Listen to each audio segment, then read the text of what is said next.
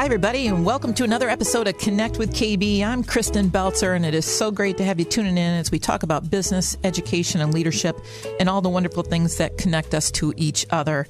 Triterra is a professional environmental consulting firm specializing in brownfield development, environmental consulting, and natural resources management services. My guest today is Craig Mulica, and he is the regional director for West Michigan for Triterra, and it is so great to have him in studio with me. Welcome to the podcast, Craig.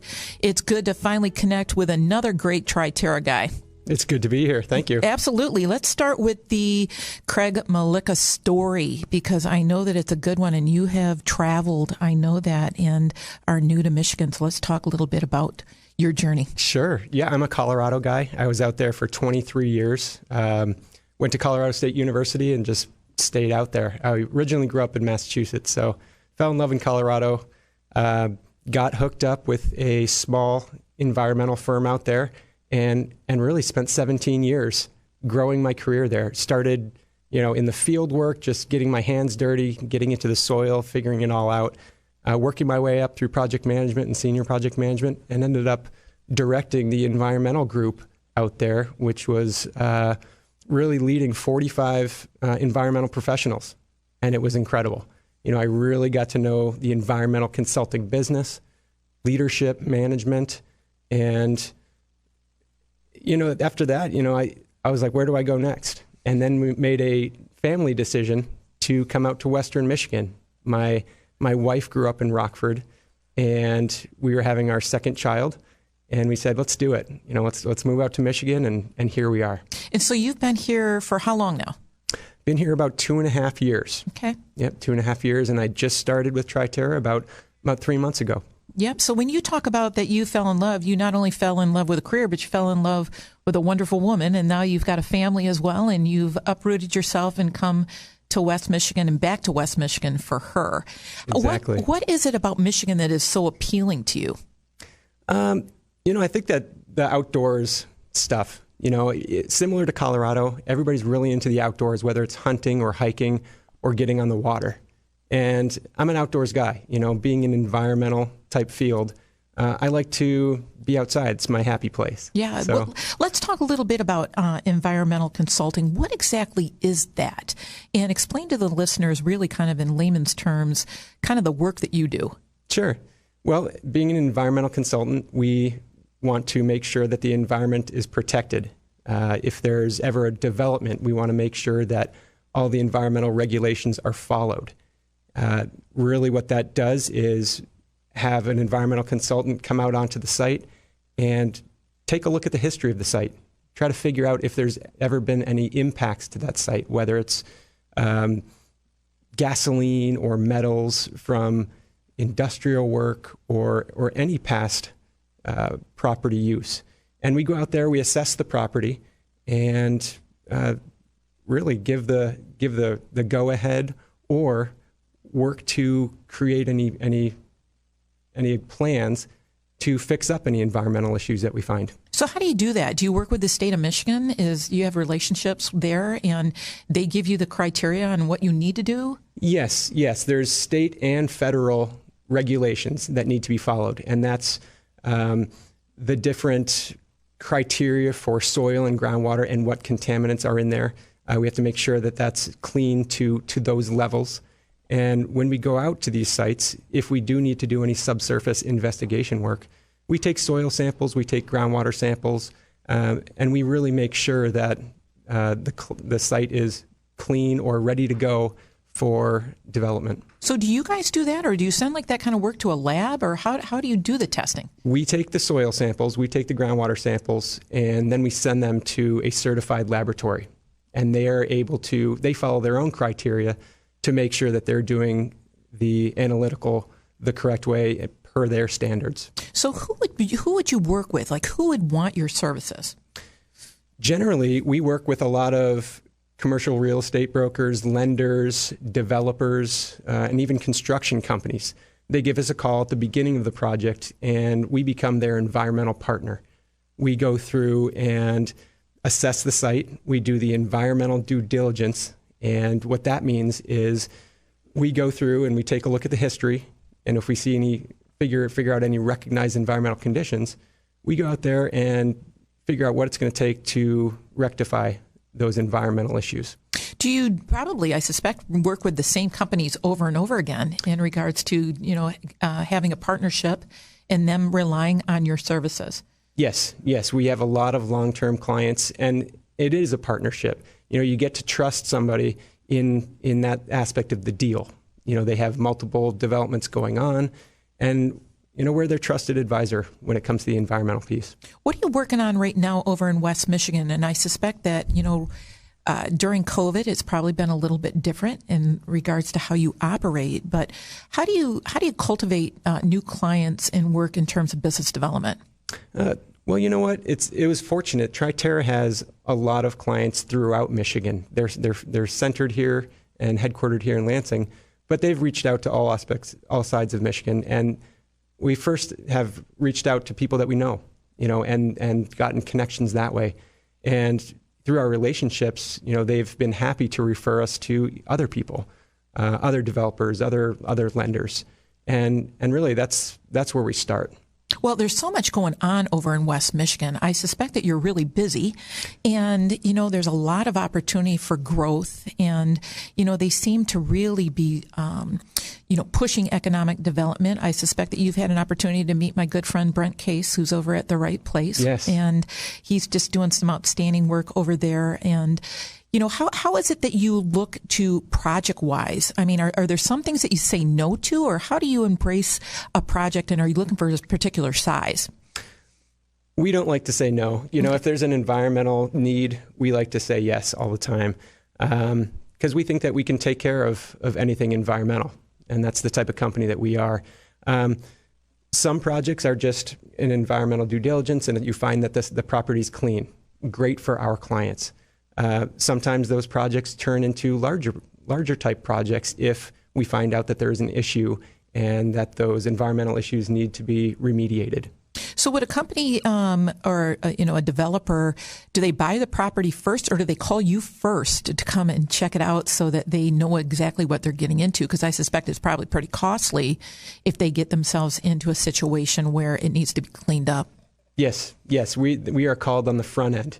We make sure that before the deal is done, before they buy a piece of property, whether it's clean or dirty, they need to make sure that it's assessed. And a lot of times, the lending agent, the banks, make sure that they've done their due diligence and check to see if the property is a quote-unquote clean or dirty property. What's the process then to get it cleaned up? And do they generally go there, or do they kind of pass on the fact that they don't want that property anymore?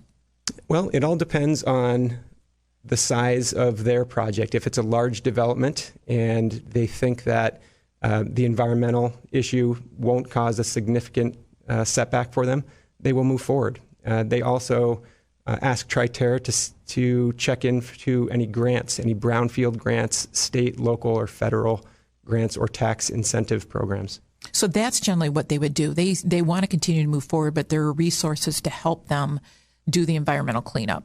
Exactly. Yes, we make sure that we look out for any grants or federal monies allocated to really beautify sometimes these downtrodden areas. What you being over there in West Michigan now, what are some of your future plans for growth? And you're kind of a one-man shop right at the moment, aren't you, over in West Michigan, but hoping to grow? And I can see that happening here. So talk a little bit about what that might look like. Yeah, well, I'm a one-man shop right now, really leading the charge into Western Michigan. And really what we want to do is better take care of our clients out in Western Michigan. And that's, to me, that means having a presence there. So what I'm doing now is building those relationships even further. And then we're going to start staffing up. We'll staff up an office out there so that we can take care of field work and really expand up and down Western Michigan along the lakeshore and beyond.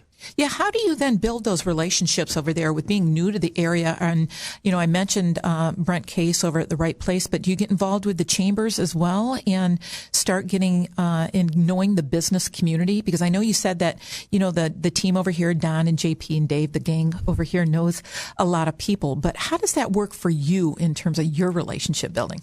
Well, it's funny. When I was in Colorado for 23 years, I had a huge network, but it takes 23 years to have 23 years worth of a network. What I'm doing now is I'm just getting involved with the community. I'm involved with the chamber, the Right Place out there in Grand Rapids, and really trying to meet as many people as possible. Do you think it's hard to start over like that when you have so many relationships and you're so ingrained in a community and know it so well to, bring yourself to a place where you don't really know people and to start over? And do you find that difficult? Because I think that it takes a lot of courage to be able to do something like that, because, you're coming into something and it's brand new. And, we know that obviously success in business has to do a lot with relationships. Yeah. And you know what? That has been one of the hardest things in moving to Michigan, is starting over and proving myself to a new network of colleagues. It's amazing. You go from the biggest fish in the pond, or one of the big guys that people call, to trying to show people that you can be that person for them. How do you find this in regards to your career now, too, and young people getting into this field? Are you seeing that? And do you have an opportunity to talk to and educate young professionals on getting into environmental consulting? Yeah, well, I think environmental consulting is a wonderful career choice. You get to be outside, you get to be really hands-on and work through why you're going out there and cleaning up these sites. And really you get some satisfaction knowing that you've turned an old industrial facility into a place where people can live and even shop.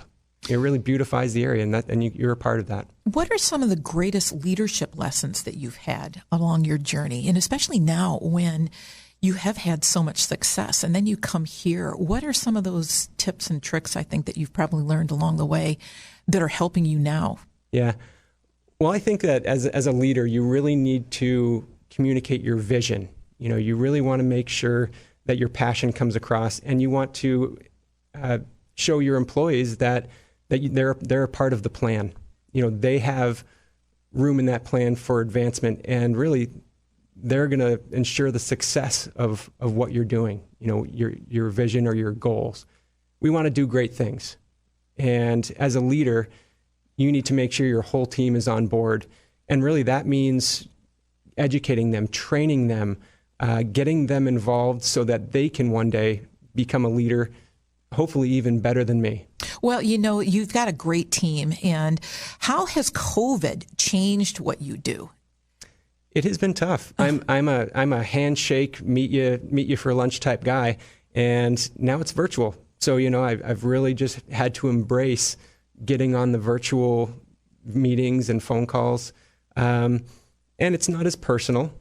Sometimes it takes 2 calls to really connect with somebody. You don't get the body language as much, but I think it's a way of the future. It's going to be a hybrid in the future, and even now I prefer doing the virtual discussions over Zoom or MS Teams over a phone call, because I've realized you do get more of that connection. Well, it's interesting how you started this job in the middle of COVID, and so you didn't really see what it was like before, and those opportunities to make those connections with people and businesses in the community. And so I just wonder what it would have been like if you would have started this pre-COVID and really had an opportunity to really build on those relationships a little bit better. And so I admire the work that you're doing, because it can't be easy. No, it definitely makes it a little bit more difficult, but I'm outgoing enough that I can still try to push through those barriers. I think I probably would have developed some more relationships by now if COVID hadn't happened. But you do the best with what you're dealt. Yeah. And I still think I've gotten a great network going. And once things settle back down, I'm excited just to continue to grow those relationships. What do you like about working with the team at Triterra, and especially the leadership, the guys over there? What do you like the best? It's obviously they know what they're doing. They're well respected, and it's almost like a family over there. Everybody really enjoys what they're doing, and they think that they know that they are part of the vision of the company. It's a growing company, and I ask, what do you want to do with your company? where do you want your career to go within this company? And I think that the leadership at Triterra also embraces that. They want to grow intelligently, and they want to train their staff so they're well-rounded and able to grow their career at Triterra. Well, I will tell you that I've had an opportunity to know the guys for a long time over there, including my good friend Hanna Van Aken, who used to work with me at the Lansing Regional Chamber. And it is about a family and working together and having, great goals. And so I think that you have joined a great team, Craig. I'm really super happy for you. I appreciate you joining me today, and I hope that you'll come back and join me on Connect with KB in the future. I will. Thank you for having me. Absolutely. My guest today is Craig Mulica, and he is the Regional Director of West Michigan's Office for Triterra. I also want to thank my supporting sponsors, Marketing Resource Group, Downing Industries, White Law, Governmental Consultant Services, AF Group, AT&T, and the Loomis Law Firm. You can listen to all of my podcasts at connectwithkb.com. Until we connect again, go live your best life. I'm your host, Kristen Belzer.